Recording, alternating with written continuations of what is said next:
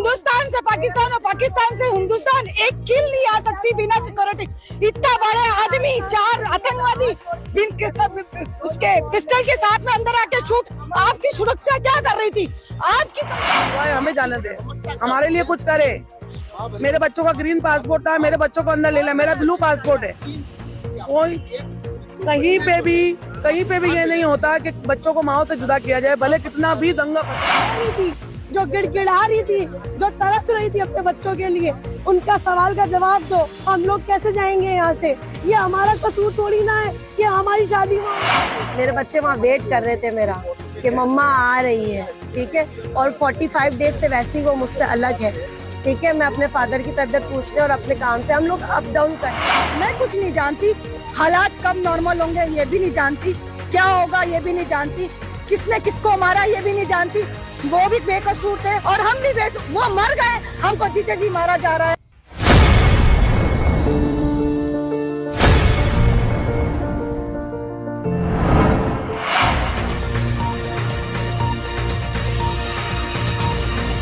मिलने के लिए वहाँ का कानून कहता है कि माँ और बच्चों को जुदा कर दे, करता कोई और है, भरता कोई और है।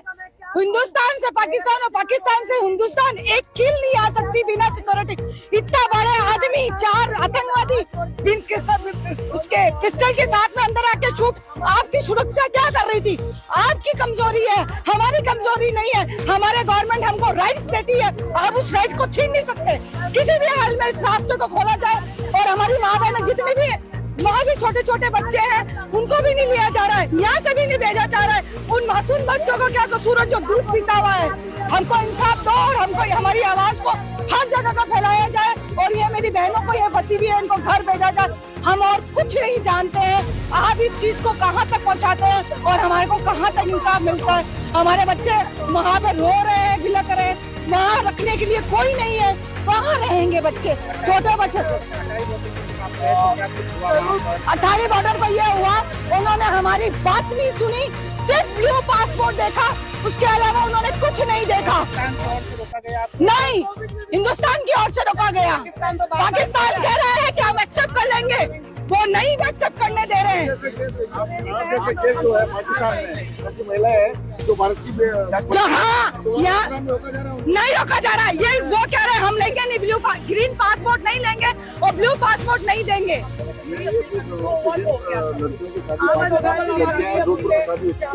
उनको भी नहीं ले रहे हैं, जो नूरी वीजा पे गई हुई है उनको भी नहीं ले रहे हैं। सिर्फ यहाँ से ब्लू पासपोर्ट ले रहे हैं कि बच्चों को भेज दो, माँ नहीं आएगी। नूरी वीजा वालों को भी नहीं ले रहे हैं, किसी को भी नहीं लाया जा रहा है। नागरिकता क्यों नहीं मिल पाई? ना यहाँ के लोग नागरिकता देते हैं, ना वहाँ के। इनको 20 साल हो गए, उसको 11 साल हो गए, मेरी भाभी आई हुई 11 साल हो गए, नागरिकता नहीं दी जा रही है। इसमें हमारा क्या कसूर है?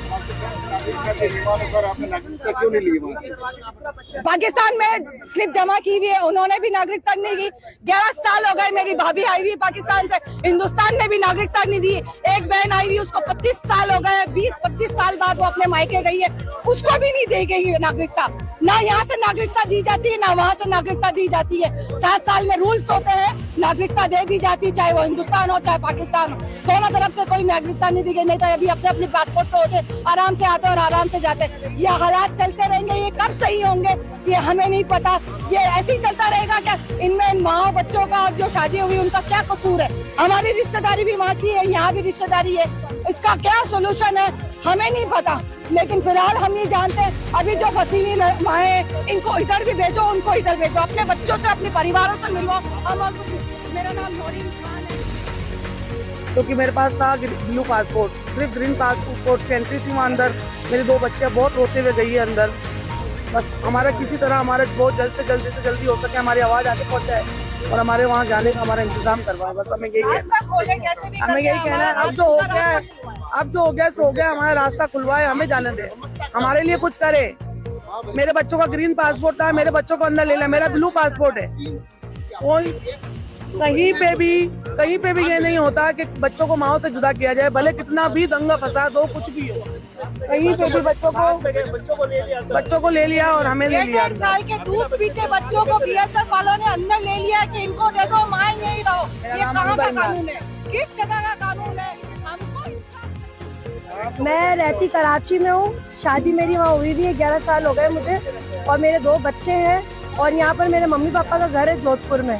मैं मिलने के लिए आई थी, 30 दिन हो गए थे मुझे यहाँ पर, मेरे जाने के दिन थे, लेकिन ये गाइडलाइन के बाद में इमरजेंसी के अंदर हम लोग यहाँ से निकले कि भाई हम तो नेशनलिटी केस में शायद हमें एग्जिट देंगे, लेकिन जो वहाँ पर जाके मैंने मंजर आम देखे, समझाऊँ उनको कि मैं कैसे आऊंगी।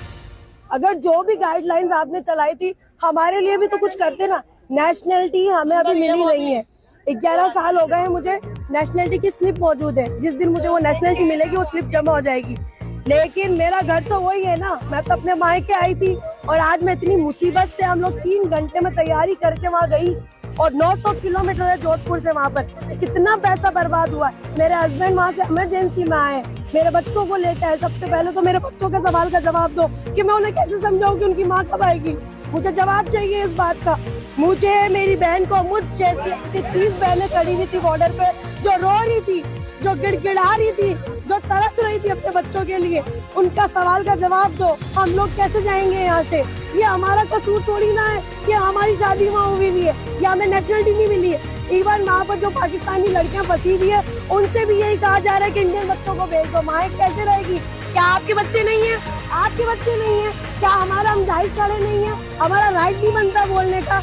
इसके बावजूद भी अगर किसी को लगता है सही है नहीं सही है, वो खुदा पूछेगा उसको।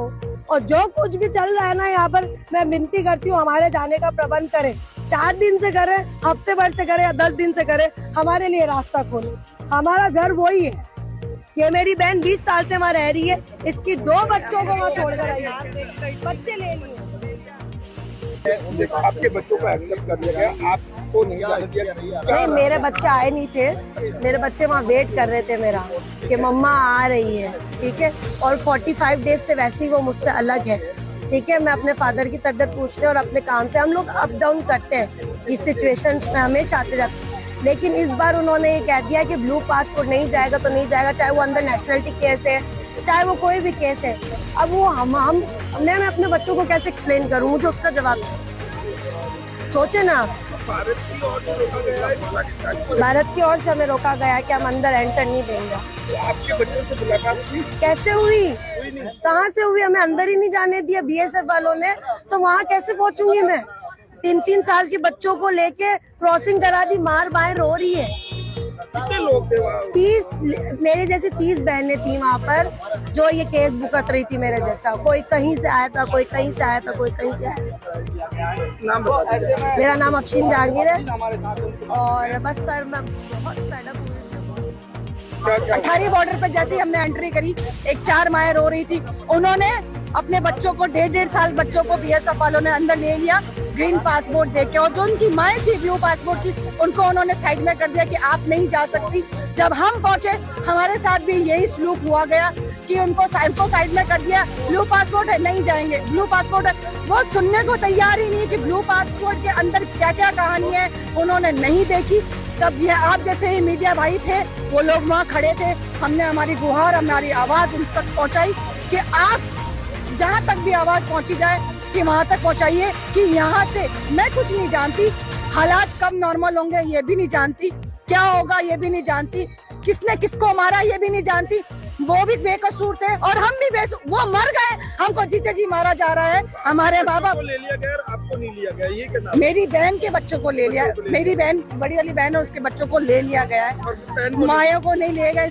इसमें मेरी बहन के बच्चे और भी जो दूध पीता हुआ बच्चा है, बीएसएफ वालों ने क्या उनके वालिद वहाँ खड़े हो, अरे वो बच्चा कैसे रहेगा?